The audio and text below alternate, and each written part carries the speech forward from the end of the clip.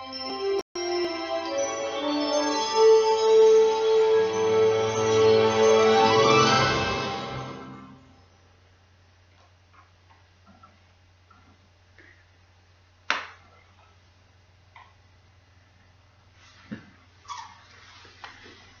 Asmo Reviews here, and as you can guess from the background, today's review is none other than Buzz Lightyear of Star Command: The Adventure Begins.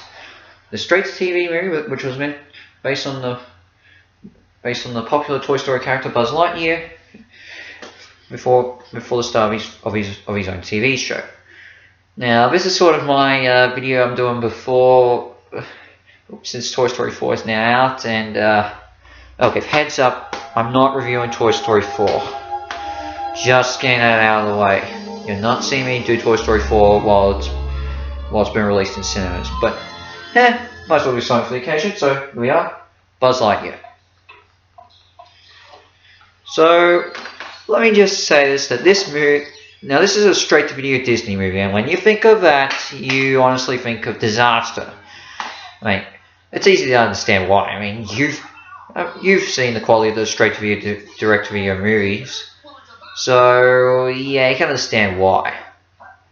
I mean, there are a handful of good Disney sequels. I mean, I can only really think of a few, like the Lion King ones, Bambi 2, Cinderella 3, and Aladdin and the King of Thieves. I think are the only ones universally praised, honestly. And then there's this one, which does not get mentioned that much. But you know what? This is an actually good Disney straight-to-video movie. This actually is fun. It's funny. It's humorous. It's got heart. And oh come on, Pixar even helped out a bit on this. I mean, look at this intro. This is made by the same guys. I mean, so yeah, okay, this is literally an hour and a half Saturday morning cartoon movies, but you know what? Who cares? This is actually a really fun movie, and I'm going to tell you why. So, why don't we get started with reviewing, as I said, Buzz Lightyear Star Command: The Adventure Begins.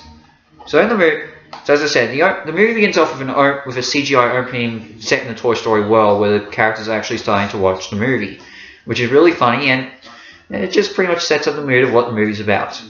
And then we begin the story. So, in the movie, Buzz Lightyear, voiced again by Tim Allen, is off on a mission to stop the evil Emperor Zurg from trying to take over the galaxy once again. His plan is to find a bit of information regarding the secret of the LGM's mind link.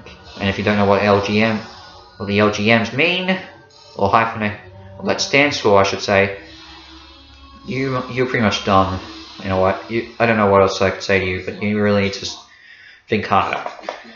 He eventually finds out that this device that the LGMs use for their mind link is called the Unimind, and that allows each and every and if Zurg manages to capture that device, he can use it to link every mind in the universe to him. I mean, everyone's pretty much an embodiment of Zurg.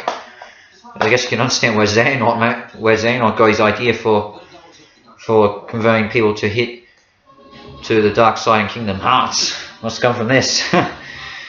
So Buzz must head out to stop the evil Emperor.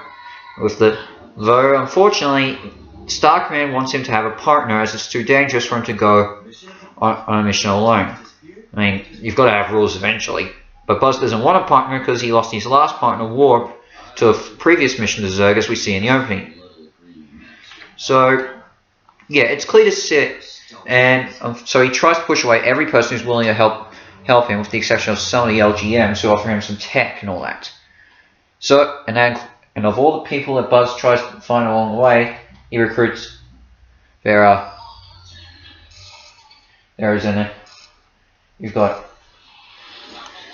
You've got a princess named Miranova who wants to be a space ranger after establishing it in a comic that's actually in the special features of this DVD. A janitor from Star Command named Booster, who Buzz is actually friends with and continues to help him out around the office. when he's getting into trouble. And then there's a robot named XR who's created by the LGMs for the sake of Buzz getting a partner, but after an accident, he's now a quirky robot with a that always says one-liners. So yeah, this is about as stock as you get. You know what? It embraces this insanity and has fun with it. I mean, and this is actually really and I feel like this and story is not a major thing with this movie. It's just trying to have some fun. Like, to be honest, not many of the other Disney sequels or straight-to-video ones that actually have fun with with the production. You know what? This does. This is funny. It knows it's a cliched movie, but cliched story, but it has fun with it. It's not trying to be trying to do anything insensitive like some of the other ones, like some of the other Disney movies are, or not trying to repeat other previous things from Toy Story. It's its own thing, and it has fun with it. And the characters are what makes this movie great. Buzz is still Buzz Lightyear, even though, I mean, of course, this is not the same Buzz Lightyear as we see in Toy Story, but it's what the character was based. It's the show that the toy was based on. But you know what? It's fun seeing this, and Buzz is actually really funny to watch. Further helped again by Tim Allen's excellent voice. Tim Allen's portrayal of Buzz. I mean, I can't think of any other actor to replace Tim Allen when it comes to Buzz in movies. Just a heads up, Patrick Warburton actually replaced Buzz in the TV show, or Allen is Buzz in the TV show, and he did a good job from what I hear. I really wish Tim Allen returned to play Buzz in the Toy Story World for Kingdom Hearts 3, honestly. But anyway, then the other voice actors handle well. I mean, you've got Nicole Sullivan as Mira Nova, Larry Miller as XR, and Patch Borden plays the LGMs. That's weird. And then of course we have Wayne Knight, who many of you know as Newman from Seinfeld, but Toy Story fans will know as Al from Al, the greedy toy collector from Toy Story 2, and Tantor from Tarzan is the voice, and also who I know as the guy who helped Rowan Atkinson in Rat Race, is the voice of Zurg. And I gotta say, this is an absolute.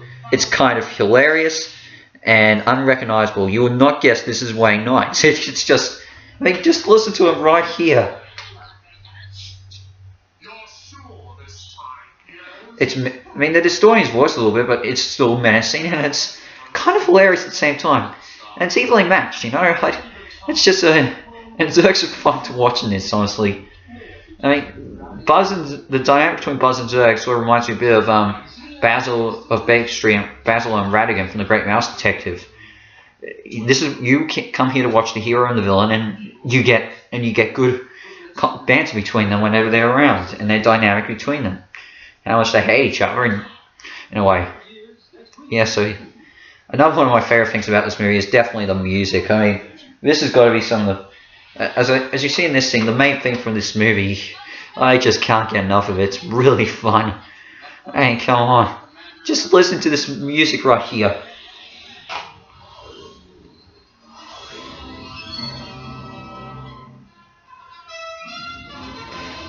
You can't get that out of your head. It sort of represents that the 80s a Saturday morning cartoon, but you know what? It's a fun theme anyway. The action's also really good too. I mean, it's animated, but you know what? It's still got some good action pieces in space battles and laser fights. It's a really good. It's really fun and it's a joy to watch. And the cliches they make fun of are so good. And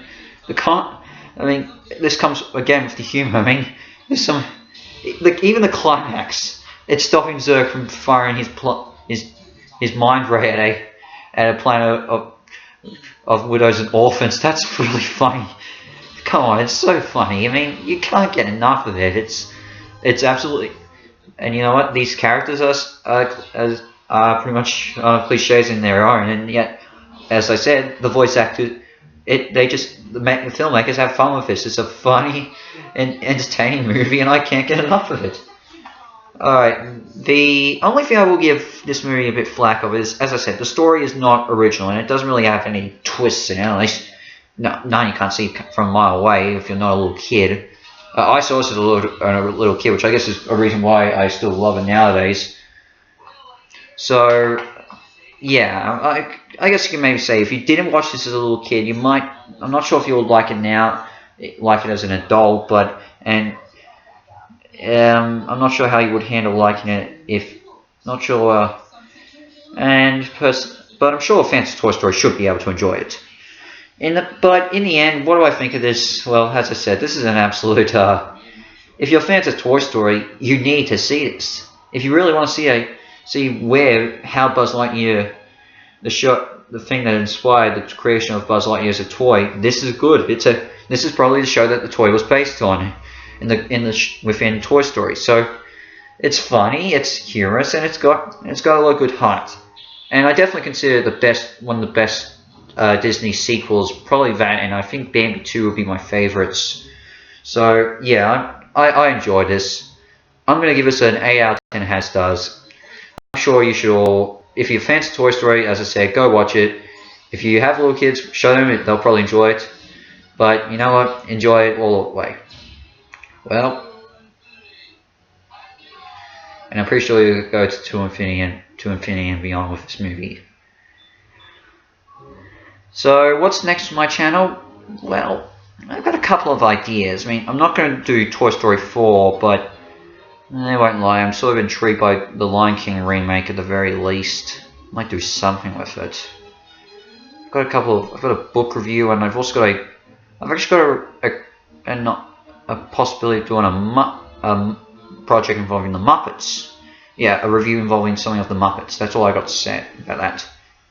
But in the meantime, I'm thinking about maybe trying to review an episode of a TV series. But in the meantime, that'll be my next review. But in the meantime, as far as reviews is out, and I close you off to infinity and beyond. Take care.